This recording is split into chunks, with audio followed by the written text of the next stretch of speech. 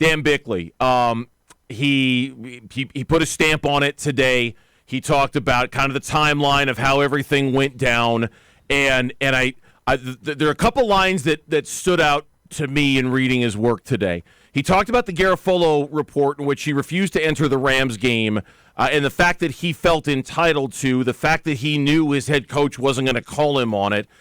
Bick writes, he respects and fears no one on the Cardinals. The anonymous quotes, if it's from the locker room, it's the problem. If it was done internally to deflect blame from an overmatched coach whose future is tied to the general manager, they might have sealed their fate. And then he goes on to write, every failure of Kyler is tied to the organization. They had 3 years to develop him and failed on too many fronts. They gave him a rookie, unseasoned head coach. They gave him a say in personnel decisions. Our eyes tell us everything we need to know about the lack of his emotional growth and how badly the team has failed to reach, teach, and push him. Interesting. And that's kind of part and parcel with what a lot of people are talking about with this story, Gambo. Yeah, I mean, that's why I'm saying, like, there's two ways to look at it, and that is definitely the pessimistic way to look at it. You could also look at it the same way, we've talked about for a lot of times, 3 wins to 5 wins to 8 wins to 11 in the playoffs. Rookie of the year, 2-time, Pro Bowler. I mean, put up incredible numbers. I mean, he was a leading MVP candidate midway through this season. A leading MVP candidate. Now, everything went to hell in a handbasket and fell apart, and you've got to try to figure out why.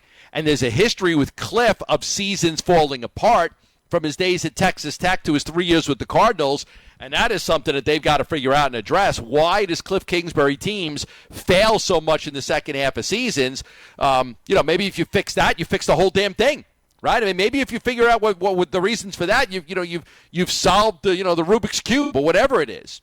So I think that I don't think that 3 years is the be-all, end-all. I was talking to you before the show, too. Like, is that, 3 years, is there still time to fix the things that aren't right, or is that it? I mean, is he set in his ways, and after 3 years, this is who he is, and you can't change him? No, look, there's definitely time, but there's not time for Kliff to be the guy. All right, there's definitely time, but I don't know if there's time for Steve Keim to be the guy. There's the three of them together as a threesome.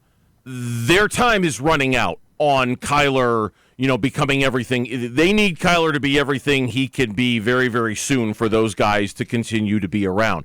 Kyler, I think, will continue to be around because he's a franchise quarterback, and like we said, they don't grow on trees. But for the other two to get the most they can out of Kyler Murray, time is running out for those guys. It's not limitless. There's no, in my mind, there's no, and that's why I hear what you're saying about the gradual improvement, and it's what we all wanted.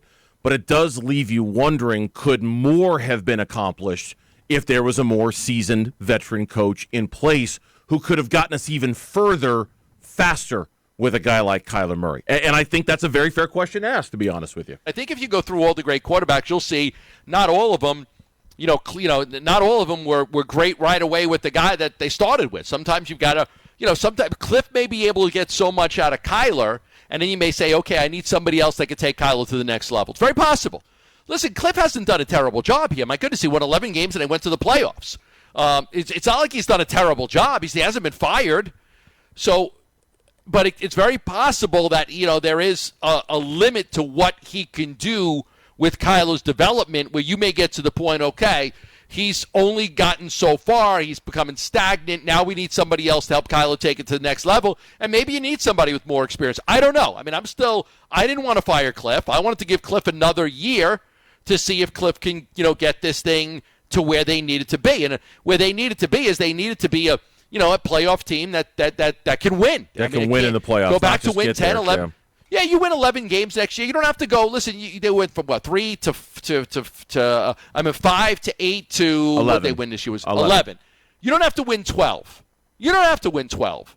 You win 11, you get back to the playoffs, and you play better in the playoffs and you win. That's enough for me. Yeah, you have to win a playoff game. That's what you have to do. You have to win a playoff game. Yes. And so the jury won't be out on Kliff Kingsbury until next January, and that's just a long time to wait.